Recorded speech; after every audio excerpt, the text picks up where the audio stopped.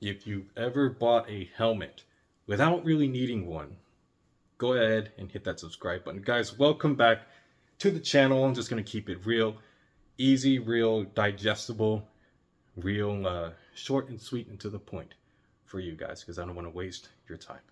So getting right into it, headgear in airsoft, there's really two main flavors. You have your soft and you have your hard types of headgear. Soft is more like your baseball caps, boonies, that kind of thing. So getting right into it, we have the boonie cap. The boonie cap is a really practical piece of headgear, especially if you don't need a helmet. I would recommend a boonie cap. This one specifically is a Marine Corps surplus boonie. You can find these wherever Marine Corps surplus boonies are sold. You can see Eagle Globe and Anchor right there, which denotes this as genuine Marine Corps surplus. This is the woodland version. I'm wearing desert camo. So it also has these little loopy sections right here where you can put foliage or crayons or whatever you want. I don't care. And it has this really neat adjustable chin strap thing, which you can use if you want. So what these are good for is they're really good at keeping the sun out of your eyes. As you can see just from the light in my room, the sun is not in my eyes and it's protecting most of my head, keeping those harsh sun rays off of my head, which is really good. And you can also run comms with these by just pulling this chin strap up and tightening it. You know, it kind of looks like a cowboy hat, still keeping the sun out of my eyes, but now I can run contacts or whatever kind of crazy comps that you have. That's the Marine Corps boonie. There's all types of different boonies. You can get them in desert camo, woodland, or whatever crazy camo you want, multi-cam, whatever, I don't care. So there's the boonie cap. It collapses, put it in the pack. Whenever you don't need it, put it on when you do. Next up, we have the baseball cap. The baseball cap does pretty much the exact same thing as the boonie, but with less material doing it. You can see you have this nice mesh at the back. This is on this condor, if I haven't said that already. You can mount all sorts of crazy pouches on the patches on the front, not pouches. And then name tapes, whatever you want on here. And then it has this Velcro section at the back where you can make all these easy adjustments depending on how big your head is, which makes putting it on an absolute breeze. And it feels very comfortable. You can wear this around town, keeps the sun out of your eyes, and it doesn't scare away women like boonie caps do. So there's the Condor baseball cap. Really comfortable, comes in a lot of different colors, multi-cam, Cryptek camo if you want that dinosaur scale thing, or just solid colors, tan, black, green, whatever you want, Condor has it. Next up, we have the fleece cap. Now fleece caps are really good at keeping your head warm. So I would not recommend these, especially right here in Texas right now. We're transitioning from spring. We're transitioning from winter into spring, and then from spring into summer, which means it's going to be hot. So fleece caps aren't really practical this time of year. However, if you live up north where everything is just snow and misery, this might be for you. These are really easy to put on. You just throw them on your head. You can just wear them like this, or maybe throw on a helmet over. And really not much else to say about fleece caps. You can get a few different types. I've seen some on Amazon. You can put patches on or whatever, but this is just your standard Polartec fleece cap. You can see the little tag there, Polartec. Really good at keeping your head warm. Not much else to say. So that is some of our soft headgear. There's multiple different types of soft headgear. You can get, I don't know, you can find some. So now moving on to helmets. So now before we move on to helmets, I want to talk about why you might want a helmet. So if you maybe you're going through like a lot of woods and you keep banging your head on stuff, you might want a helmet. If you want to mount comms and maybe some recording or night vision up front and maybe a crazy X-Fog solution on the back, then you might want a helmet. So here is one type of helmet, and that is going to be the older Mitch type helmet. So Mitch stands for Modular Integrated Communications Helmet, which is why it kind of has this section bowing out right here. That's so you can mount your contacts under. Guys, during the Global War on Terror, wore their contacts like that. You can do it too. Don't be a baby.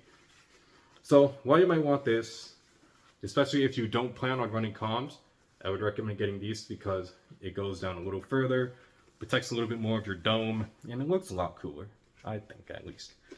So on this particular helmet, we have a Marine Corps helmet cover. The Marine Corps helmet covers are reversible, so you have desert side, and then you can flip it around and have woodland camo. We also have a just random Amazon cat eye band and a random Amazon Jade Dragon knockoff rhino mount. I just have it secured by the cat eye band because I haven't drilled the hole yet. These helmets, especially if you get them on Amazon, you're probably going to get some cheap knockoff with thin plastic and not a good suspension system. So let's throw this on real quick. You can see it goes a little bit further down on my head, which is good if you aren't running comms, because obscure helmets without comms look a little bit goofy. So there's that. There's a few different types of low cuts. There's not just the Mitch. There's the older Pasget, PAS GT helmets. There's the ECH, which looks a little bit like this. There's also like the Ukrainian helmets, or pretty much every army uses low cut helmets. But the Marines are starting to transition into higher cut helmets. Guys in Ukraine, you see they're wearing high cut helmets. So, but by and large, most guys are still wearing low cut helmets like these. So if you want to put together like an infantry kit, this helmet is for you. So that's enough said on this particular helmet. I lied. So the actual base helmet is an Emerson MICH 2000 that I found at Evike. Like I said, I wouldn't recommend getting the Amazon cheap knockoffs because you're going to have thin plastic, bad suspension, and they won't look as cool because covers like this, they just won't look good. So, for real this time, that's the last on the MICH helmet. They look really good. You can probably find them for cheap. And now moving on to the Ops Core. So the Ops Core helmet is the most common helmet in Airsoft. I believe that's because a lot of like special forces and stuff wear them. And so a lot of Airsofters wanting to copy that go for this type of helmet without understanding the benefits of why you might want to choose this kind of helmet. So as I touched on earlier, if you want an easy solution to mount comms, recording headgear, maybe you want to mount your iPro, and here I have an X-Fog. If you want to mount all that and just have one piece of gear to throw on before you go out to the field, then the Ops Core type helmet is for you. In specifics, we have the base helmet is an FMA. You can kind of see that on this here pad. FMA helmets are pretty much some of the best helmets you can get for Airsoft, short of buying an actual real helmet, and that's just kind of overkill for Airsoft. So we have our FMA base helmet. This is an olive green. You can get them in all different types of colors, as olive green, tan, black, whatever crazy colors. So now that you have your helmet, what are you going to put on it? Because why would you buy the most modular helmet on the market and not put anything on it? Well, there's a few things that you should consider putting on it, and one of those things is a helmet cover. Why would you want to put a helmet cover on? Because one, it looks freaking sick, and two, it actually provides some benefits. So by default, this FMA helmet is a little bit shiny, and that's not good because it can easily give away your position. The camouflage helmet cover, due to it being made of fabrics and mesh and all this different materials, is not going to reflect any light. So the helmet cover is going to reduce your signatures, keep you from being just a little bit more detectable. If you don't want to buy a helmet cover, then you can always paint it yourself. I don't see a lot of people doing this, maybe because just buying a helmet cover is easier. You can just throw it on and boom, now you're covered. Just make sure that you use some kind of matte spray paint or matte paint if you actually want to paint it. But yeah, this is an Idle Gear helmet cover. I'll have a link in the description. Not sponsored or anything. I just think it looks neat. It's a replica of the Azurite clone, or Azurite helmet cover. And it served me well. It has these little loopies. You can put all different kinds of crazy things in here. I throw my dead rag on here whenever I'm dead. And then another thing you can do, you can mount your GoPros or other recording. I just have a cheap Amazon mount compared to a cheap GoPro protective case. This is not the actual GoPro mount, but it does protect my real GoPro 9, which is very nice. This particular mount allows you to articulate it. It's not as cool as the Brain Exploder mount, which has a few points of articulation. So it might take a little bit more trial and error. That's just the way things are. You can mount your iPro to this. I usually don't use goggles. I use glasses, but you can do it, and I usually run this exact setup in the field. I don't know why, I just do. So these are Vulcan Tango goggles. They come in a few different colors. They come with a few different lenses. So my glasses, I usually run like some kind of sunglasses, or impact sunglasses, you know what I mean? And these are clear. Maybe if I need to, I can like swap in the field. Never done that. I wouldn't recommend doing that. You might get your eyesight out, but I guess it's just a thing you can do. And it just runs really neat underneath this knockoff Peltor mount, right? Speaking of knockoff Peltors, we have this. I don't even remember what this is. It looks like an Earmore M32. I got it a few years ago and I mounted it to my helmet. If you're being serious about airsoft and you want comms, I'd recommend getting Tax Guys or some other actually good kind of communication system. I wouldn't recommend something cheap like this. Right now I'm just using this for the looks. And then on this side, I would generally recommend you have some way to retain your wires. So as you can see, this is just a Idle Gear little thing you can route your wires through, and so they're not flapping all around.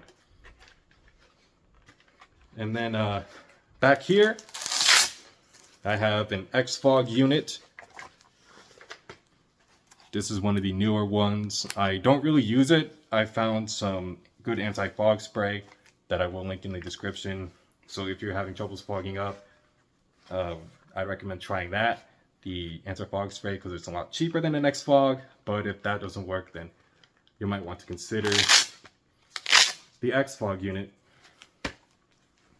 That's really all there is to my helmet. You might notice there's none of these crazy lights because you need to decide what gear you need. You might go and watch some YouTube video of how some guy sets up his helmet, and he might have all these crazy blinking lights and side mounted lasers or whatever. You can copy other people's homework, but it might not work for you. Especially if you put just like some random light on the back. If you don't need it, it's just taking up space, it's just taking up weight, and it's just one more thing to lose or break in the field. So I would recommend really getting out there, using your gear, figuring out what works, what doesn't work, getting rid of what doesn't work and dummy taping what does work. You want to make sure that you don't lose your gear in the field because that's embarrassing. That's really all there is to be said on the high cut type helmet. If I forgot of something, then I'm sure you'll remind me of it in the comments. One quick thing, these are Marine Corps frogs, kind of like combat shirt, and this is a Marine Corps frog balaclava. Make sure to leave a comment, like, subscribe, do all that stuff if you actually like the video. If you don't, oh well, it's okay to not like videos sometimes. I'll catch you on the flip side. Maybe next time we'll talk about combat shirts, plate carriers, gear reviews. I don't know. Be sure to let me know in the comments what you want to see. And I've got nothing else for you. Peace.